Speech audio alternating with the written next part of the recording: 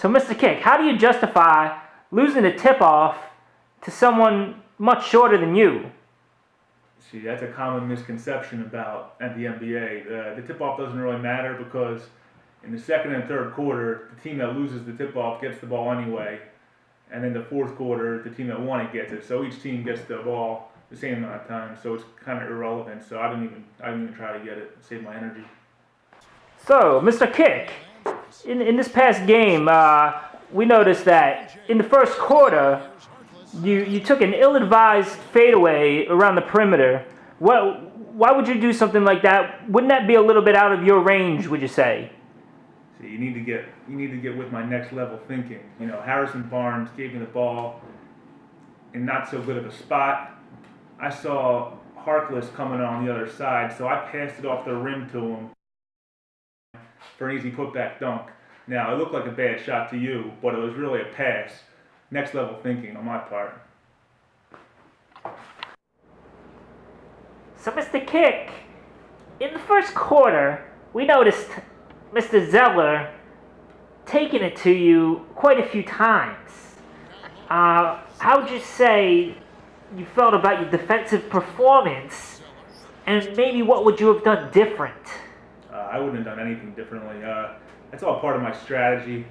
I kind of let the opponent think he's got the better of me, so that later in the game, I can dominate him because he thinks he's got confidence.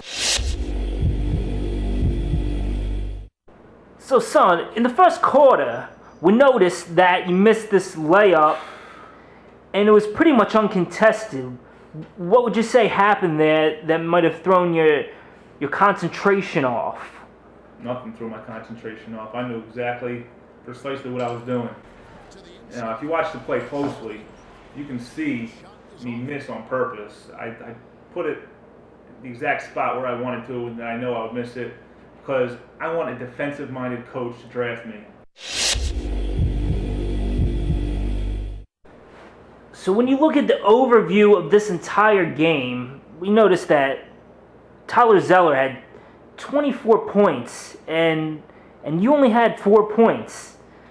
So when we're looking at the results of any particular game, this one, for example, why would you say that maybe you're a better prospect than Mr. Zeller? All part of the big picture. You see, I'm trying to boost him up so he gets drafted to the bum teams and I get on the winning team. All a part of the plan.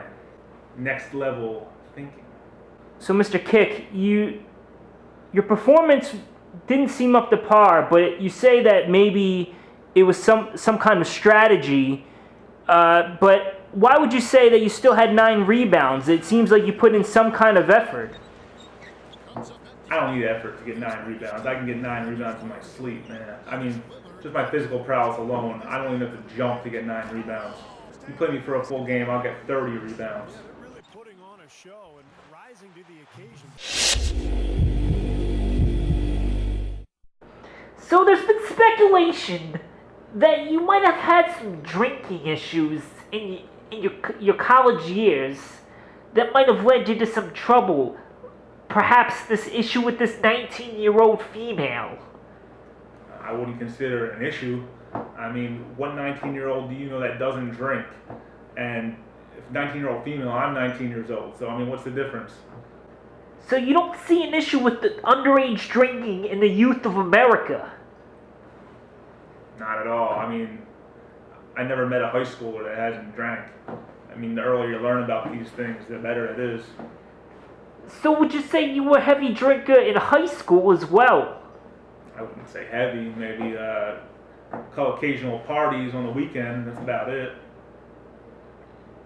Did you just say Caucasian, like you have a problem with black people? I don't understand your question, sir. Would you say you have a problem with the African American persuasion? If I had a problem with African Americans, I doubt that I'd still be aspiring to be an NBA player. So you wouldn't mind seeing them in the locker rooms? What do you mean seeing them? As naked as if were.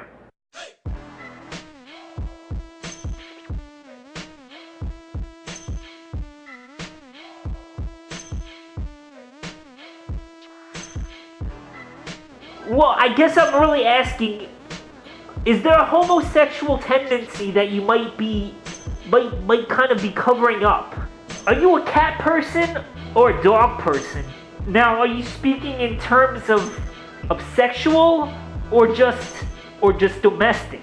Now being 7'2" in everyday life, does it make things harder for you, like getting in and out of automobiles, walking underneath low pass walkways? Low pass walkways, is it harder for you to deal with your everyday life being 7'2"?